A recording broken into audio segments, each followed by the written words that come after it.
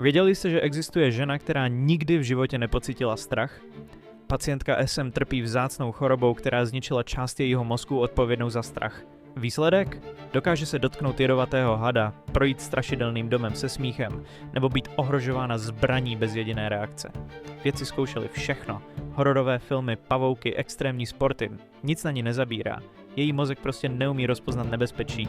Zní to jako superschopnost, že? Ale pravda je děsivější. SM se pravidelně dostává do smrtelných situací, protože její mozek jí nedokáže varovat před riziky.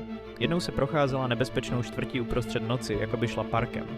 Jindy se skoro utopila, protože nepoznala, že je v nebezpečí. Vědci ji studují, aby pochopili si, jak nás strach chrání. A zjistili něco znepokojivého. Naše nejprimitivnější emoce může být tím, co nás udržuje naživu. Takže až se příště budete bát, vzpomeňte si na SM a zamyslete se. Co kdyby váš mozek zapomněl, jak vás varovat?